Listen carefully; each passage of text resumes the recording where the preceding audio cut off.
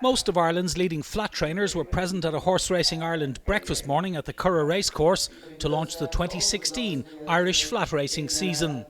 Total prize money for the 2016 flat season is over €29 million, and the season features a number of enhancements to the Irish Flat Black Type programme that includes the upgrading of the Curragh Cup and the Minstrel Stakes to Group 2 status, while the Flame of Tara Stakes becomes a Group 3 race. Brian Kavanagh, Chief Executive of Horse Racing Ireland, feels the flat racing season has got off to a very positive start this year. I think the racing is competitive. People like that. The race courses are doing their bit. They're developing their facilities again after a few years, a few quiet years, and very, very good horses to see. So, that's a winning combination. We're just ahead of the Irish Guineas meeting here at the Curragh, and the wealth of talent across the board, trainers, riders, horses, is incredible. So I think we're in for a wonderful season. Big increases in prize money, improvements in the race programme across the board, and some wonderful horses to look forward to. Part of this flat season launch included a stable visit to Michael O'Callaghan's Crotanstown Stud, where Kieran Fallon is now based as stable jockey. Yeah. The 27-year-old trainer paraded his Tattersalls Irish 1000 Guineas hope, now or never, fresh from her impressive success under Fallon in Sunday's Derrinstown Stud 1000 Guineas trial at Leopardstown. And her trainer is delighted to have both her and his Irish 2000 Guineas contender Blue de Vega showing such great promise. Delighted with the way things have gone. Obviously our big hopefuls over the winter were Now or Never and Blue de Vega. And very happy with how Now or Never won at Leopardstown the last day, and she caught a lot of people's imagination last year when she won in Galway, and she reinforced the fact that she was a good filly the last day. She quickened up in the style of a very, very good filly, and our first time running and getting a chance to run her on good ground just brought out the best in her, and the step up to mile helped a lot as well.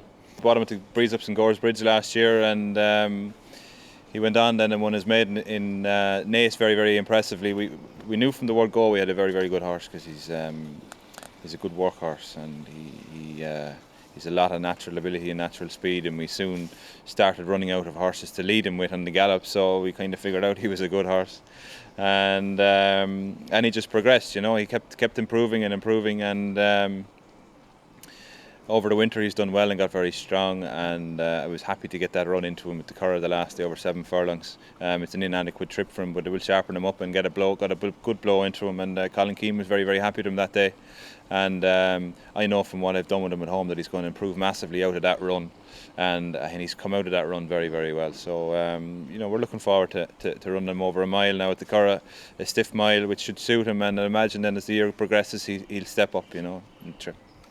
Jim Bolger could rely on Turret Rocks and the Tattersalls Irish 1000 Guineas, while his plans for the 2000 Guineas have yet to be firmed up. I have 2 at the moment, and but I have to get the 2 of them there in good shape. Sanus Parakmam had a setback earlier in the season, and I'm just chasing his fitness a little bit. But I think that's I think we might get there. And Harold the Dawn has to get over his exertions from Newmarket. So if he's in the right frame of mind and we're happy with him, we'll go with him. Dermot Weld plans to run Fascinating Rock in the Tattersalls Gold Cup on Sunday week.